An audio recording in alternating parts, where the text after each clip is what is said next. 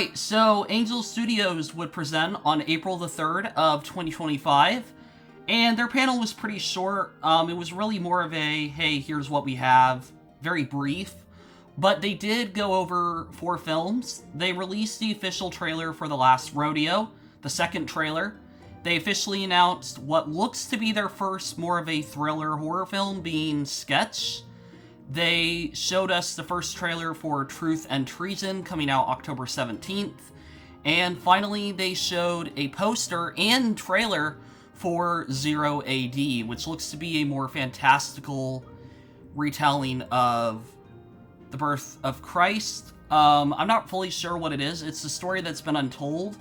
Or rather, the story that hasn't been told. Yeah, I don't know how to feel about it. I'm curious with all of these titles, but hopefully they're good. But once again, it was a very brief panel.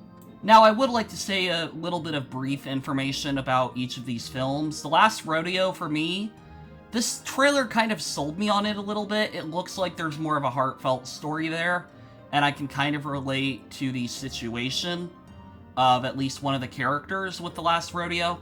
Sketch, I have no interest in, really. It looks pretty weird, and it's just not really my thing. Maybe they'll sell me with another trailer, but I could skip this one. Truth and Treason, I want to be excited for it, but they messed up Bonhoeffer so badly that I don't know how to feel about it.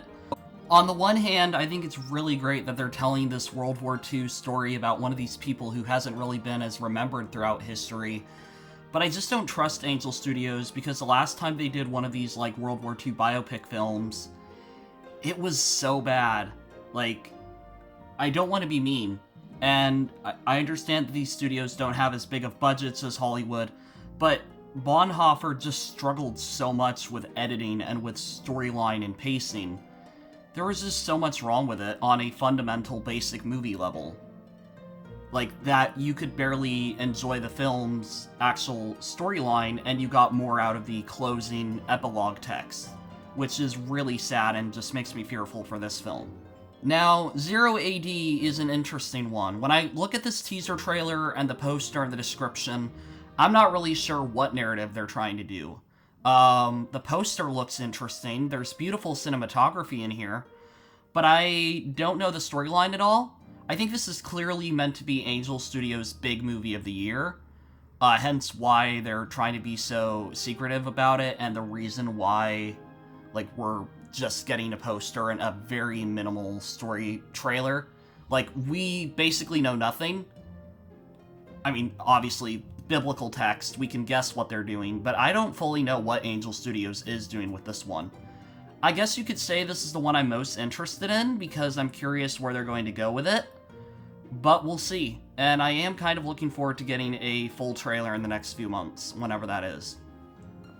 What I will say in summary to all of these trailers is that I think Angel Studios has a really interesting lineup this year. I like that they're wanting to try different genres, and I like that they're doing what works for them in terms of these biopics. It didn't work, really, but, you know, they're trying to tell these stories that are important, and I appreciate Angel Studios for doing that. I appreciate that they are telling the stories that Hollywood would never tell, or if they did, they would ruin them. And I could do a whole video on that, but, like, you know, I'm really happy that Angel Studios is taking the initiative, and maybe not all their projects will be hits, a lot of them aren't, but if they mean something to someone, then I think they've done their job, because these films are meant to be a lot more than just box office. They're meant to be meaningful. And so I really hope this next upcoming film slate is impactful for Angel Studios. Very curious to see what film they're going to drop for the 4th of July. If they drop any film, but we will see what they have in the next coming weeks. Alright, let's move on to Paramount. Alright, so for the Paramount Pictures panel, the second to last at Cinemacon this year, we had a few announcements from Paramount. Now, Paramount actually talked about a lot of different projects. These are just the ones that stood out to me in terms of wanting to discuss. So, first of all, the upcoming Aang Avatar movie has been titled as The Legend of Aang, The Last Airbender, which will be releasing in cinemas in 2026. Now, I think this film right now is scheduled to come out in January. I would not be surprised if it moves that date, because January is usually a dump month for movies.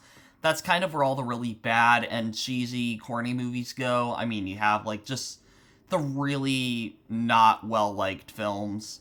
And those ones don't usually make a lot of money. I don't think this is one of those films. I think even if it was, they wouldn't want to paint it as if it were. So I wouldn't be surprised if it moves to, like, February, just a few, like, a month or two later, just so it's not in the terrible month. But we also got a few updates, or rather a first trailer at Cinemacon for Roofman, following Channing Tatum, a polite thief who robbed 60 McDonald's. I'm sorry, I said that completely wrong. A polite thief who robbed 60 McDonald's and lives in a Toys R Us after escaping from prison. It also stars Kirsten Dunst, Peter Dinklage, and Lakeith Stanfield. I'm probably saying that wrong, but the idea is Channing Tatum robs McDonald's. That is the plot, and I'm sure there's more to it. I think there's a romance in it or whatever, just from what I've read. I'm actually excited for this film because it sounds so absurd and so dumb. I'm curious to see how it's going to turn out. And then the big showstopper for me, the thing that I'm really excited about, is Mission Impossible: The Final Reckoning. Now, when it comes to this film, they didn't show anything publicly the day of CinemaCon, but the following week, or rather, I believe, a week later, we got the official trailer for Mission Impossible: The Final Reckoning, which I will be talking about in my trailer section. Overall, the Paramount panel, I don't think it gave us too much information. They also did confirm that the same director will be coming back for Teenage Mutant Ninja Turtles Mutant Mayhem 2. And yeah, that's pretty much it for me, but I do think this was a pretty cool slate of some little updates, and I can't wait to see some of these films when they come to cinema. But let's move on to the final panel from the Walt Disney Company. Alright, so when it comes to the Disney panel, this is going to be the one with the most information, because legitimately, all of Disney's upcoming projects this year, I have a slight intrigue bit of interest, and also, there's just so much spread out between each project. Like, they might have not given us a ton of updates, but they gave us a few tiny updates, and so I'm just going to kind of go into everything that I feel like I can and that I want to. So first I want to take a look at the upcoming 2025 slate that they released. This is all of their upcoming projects for the rest of the year. I mean, there might be one or two things that they slip in, but this is probably going to be what comes out. So you got the Thunderbolts from Marvel Studios, and then you have the Fantastic Four First Steps. Now, Thunderbolts only comes out in like 2 weeks from the time I'm recording this. 2 to 3 weeks, so that's pretty exciting. But then you have Zootopia 2, Avatar Fire and Ash, The Amateur, which actually just came out yesterday, Lilo and Stitch, Elio, Freakier Friday, Tron Ares, Predator Badlands, Ella McCay, The Roses, and Deliver Me From Nowhere. And we're going to get into actually quite a few of these projects. We're probably going to skip Freakier Friday and Lilo and Stitch, or no, we in fact are going to skip those, because they didn't give too many updates. But all the rest, they did give us a little bit of info and some images, so I do want to talk about that. But let's get into this. I'm really excited for it. This film comes out on October 10th of this year, and it looks to be a really fun, maybe even dark sci-fi movie. This has Jared Leto as the antagonist, from what I've heard. He's the villain in the film. Which makes it better, because honestly, I don't really like Jared Leto as an actor. But I'm really excited for Tron Ares. I think this film has the potential to initiate more Tron movies, perhaps. I don't know if this actually will. I don't think it's going to make a lot of money, I'm going to be honest. We'll have to see. But I do really like what they showed off. But to talk about the trailer, yeah, let's talk about the trailer. So, I already did a reaction video to this, but I still think the trailer looks beautiful. I have seen the leak trailer from D23, I believe, and yeah, that had a lot more in it, because obviously that was more of an exclusive trailer that someone leaked online. But this doesn't give you everything that had. This gives you just enough to intrigue you a little bit. This gives you a lot of the really cool shots and things like that, and you get some of the score from Nine Inch Nails, and I'm sure that the next trailer will give a lot more of the narrative, and I have no idea when the next trailer will drop, but probably not for a very long while. But as I was saying, I'm really excited for Tron Ares. I think it's going to be a really fun film, sci-fi action from Disney. It's just continuing the Tron franchise, which honestly, you know what? I don't mind that. I don't mind if every 10 years we get a completely new interpretation of Tron. Because they always keep it kind of the same with the grid, but there's totally different vibes to each film. Like, it could be really, really cool. And then if they don't do a Tron 4 for another 10 years, then what's going to happen with that film? Like, you know what I mean? Like, I'm really excited. I think this is going to look awesome on the big screen, and I'm really, really excited to go and see this film.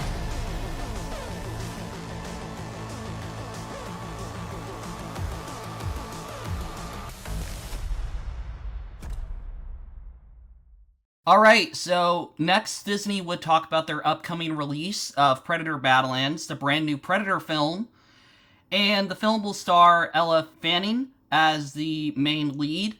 And the film's concept is, what if the Predator was the good guy? And so the premise is basically Elle teaming up with the Predator. Now, I don't know how to feel about this, because I've never watched the Predator films. They're all R-rated, they're not my kind of thing.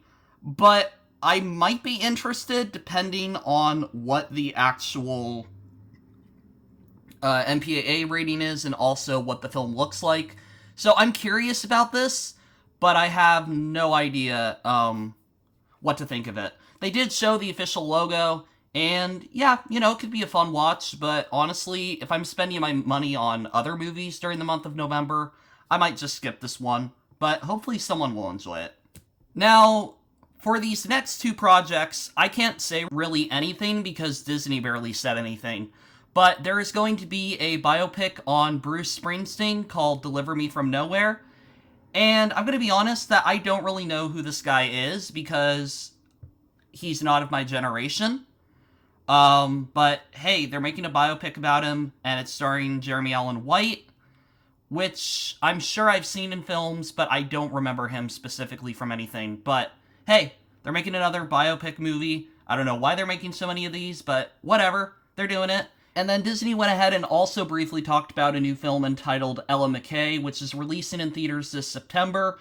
It follows the story of an idealistic young politician, Ella McCay, as she navigates the challenges of her political career and balances family life while preparing to take over as governor, succeeding her mentor.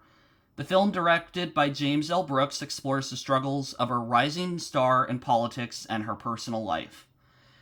Honestly, I can't have an opinion on this. Might be great. Cool. I hope people enjoy it. That's all I can say. I hope people enjoy this film. I hope it's a really uplifting story. I hope it's interesting. But I can't really comment on it when I don't even have a frame of footage apart from a photo. So that comes out this September, and hopefully someone will really enjoy it. But those were two kind of films that Disney gave us some very, very minor bits about. Sorry. Alright, so I'm just kind of going to talk about these last few things. These are kind of the final things that I want to hit on when it comes to the Disney Cinemacon panel. But first of all, Kevin Feige came on stage talking about Avengers Doomsday. Or rather, he came on a video call, and he confirmed that the film will focus on the Avengers, Wakandans, Fantastic Four, Thunderbolts, and the original X-Men all going up against Doctor Doom. And this was a few days before they started shooting, and honestly, this sounds amazing. This sounds like it could be a really fun film, and even if the story isn't there, I hope it is. I think it'll be a visual treat, just having all these different powers and characters. He also talked about how they haven't even revealed the full cast list yet. But this film is going to be pretty insane, and I'm looking forward to it. It looks really fun. It sounds really fun, at least, and I really hope it turns out great. And I hope it's, you know, a good film, and I hope there's just a lot of fun, and it feels like a Marvel movie back in the theaters. So, Zootopia 2 got a little bit of information. They showed some images, talked about Nick and Judy being in therapy, and they had the person who is voice acting for the villain, which is Gary the Snake, come on stage. But to sum it up, Zootopia 2 is coming out this year, and I think it's going to be pretty good. I mean, I don't know what they can do with it. I don't know what they will or won't do. I'm just hoping that it's a fun film and that it's really enjoyable. And I do like the first Zootopia film despite not having seen it in quite a long while. But that was the updates on Zootopia 2. We still don't have a trailer yet. Though I will mention, at the time of recording this, which is way later than the event happened, apparently last night they held a screening for Zootopia 2, a test screening. So they're at the point in development where they're trying to test and make sure it all works. So I don't know what that will involve, if they're going to change anything, but I just thought that was kind of interesting.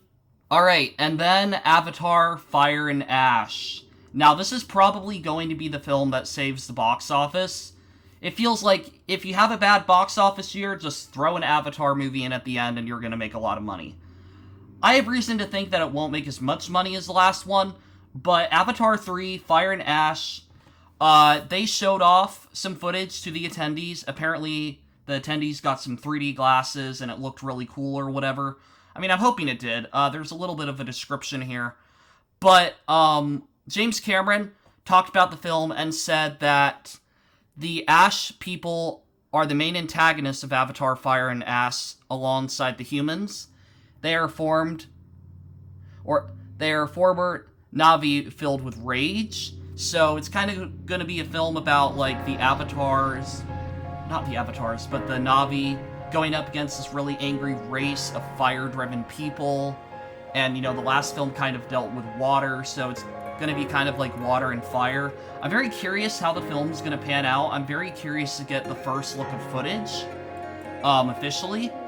Yeah, I just don't know what they're going to do. I'm curious what the tone's going to be, because the last one was kind of like a somber tone, kind of like this family story.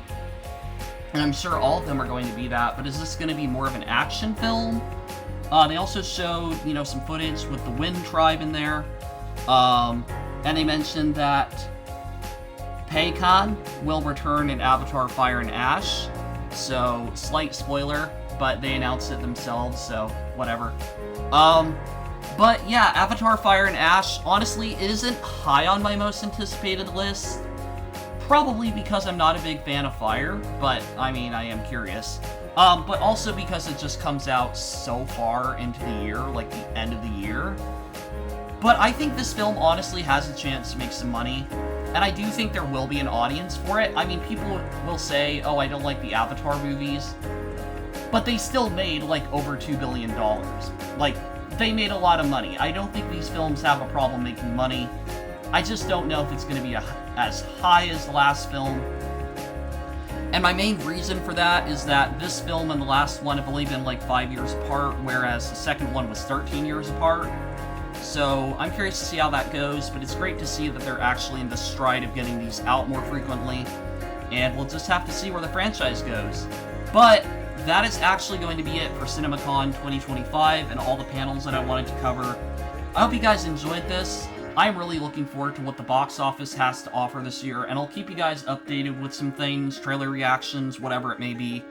But thank you everyone for watching this video, this series of videos, and I'll see you all next time. Bye!